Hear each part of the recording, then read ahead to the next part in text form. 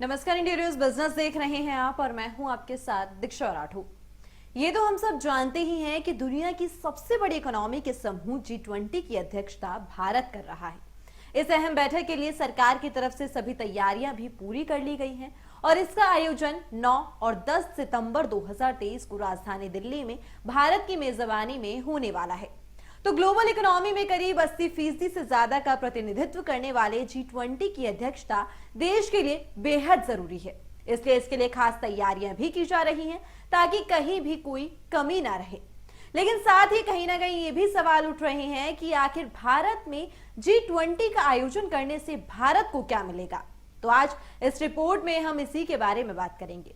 तो अब सबसे पहले हम बात करें G20 ग्रुप की, तो आपको बता दें कि इसमें भारत के अलावा अमेरिका, ब्रिटेन, चीन, जापान, मेक्सिको, जर्मनी, फ्रांस, रूस, Argentina, Australia, Brazil, Canada, Indonesia, Italy, दक्षिण अफ्रीका, तुर्की और यूरोपीय यूनियन शामिल है। वहीं दुनिया की जीडीपी में इसकी हिस्सेदारी 85% है। इसके अलावा G20 देशों में दुनिया का कुल 85% प्रोडक्शन होता है और इंटरनेशनल ट्रेड में समूह देशों की हिस्सेदारी 75% है। तो ग्लोबल इकोनॉमी में G20 ग्रुप की हिस्सेदारी के इन आंकड़ों को देखकर इसकी अहमियत का अंदाजा लगाया जा सकता है कि इसकी अध्यक्षता करने से भारत को ग्रुप के सदस्य देशों के साथ बिजनेस रिलेशन को और भी मजबूत करने में मदद मिलेगी। अगर एक्सपर्ट्स की माने तो उनकी राय में फ्यूचर की ग्लोबल इकोनॉमिक ग्रोथ और प्रोस्पेरिटी को हासिल करने में G20 की एक रणनीतिक भूमिका है। इसमें शामिल देशों से इंडियन इंफ्रास्ट्रक्चर सेक्टर में अच्छा खासा इन्वेस्टमेंट आ रहा है, जिसमें बढ़ोतरी की उम्मीद है।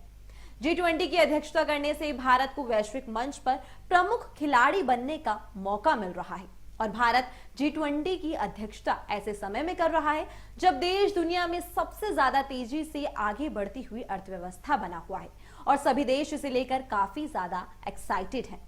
G20 के जरिए होने वाले बाकी फायदों की बात करें तो केंद्र ने अपनी तरफ से पहली पहल करते हुए स्टार्टअप G20 एंगेजमेंट ग्रुप की स्थापना की है, जो अलग अलग स्टेक होल्डर्स को एक कॉमन प्लेटफॉर्म पर एक साथ लाकर ग्लोबल स्टार्टअप इकोसिस्टम की आवाज के रूप में काम कर रहा है।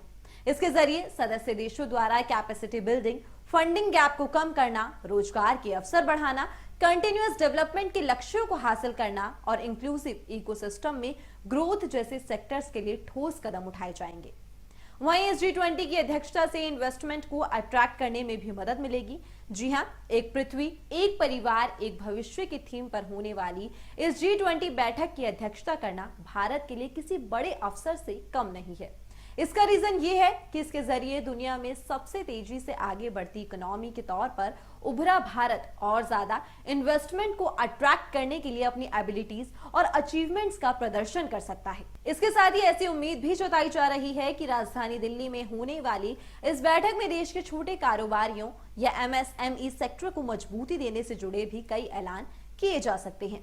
यानी कि ओवरऑल देखा जाए तो इस G20 की अध्यक्षता से देश को तमाम फायदे हो सकते हैं, जिसमें सदस्य देशों से व्यापार संबंध मजबूत होना, स्टार्टअप इकोसिस्टम में मदद होना और इन्वेस्टमेंट को अट्रैक्ट करना जैसे तमाम फायदे शामिल है। अब साथ ही आपको जानकारी के लिए बता दें कि G20 का शिखर सम्मेलन दरअसल दुनिया के मेजर इकोनॉमिक कंट्रीज के नेताओं की एक एनुअल कॉन्फ्रेंस होती है, जिसमें सदस्य देश global economy, finance, business, investment और क्लाइमेट चेंज जैसे तमाम जरूरी मुद्दों पर चर्चा करते हैं। इन सब पहलुओं पर विचार विमर्श करने के बाद सम्मेलन से वैश्विक स्तर पर लिए जाने वाले फैसलों से इकोनॉमी में स्टेबिलिटी और प्रॉस्पेरिटी में मदद मिलती है। साथ ही आपको बता दें कि G20 की पहली बैठक का आयोजन साल 2008 में अमेरिका के शिकागो में किया गया था। तो अभी के लिए केवल इतना ही। उम्मीद है आपको ये जानकारी पसंद आई होगी।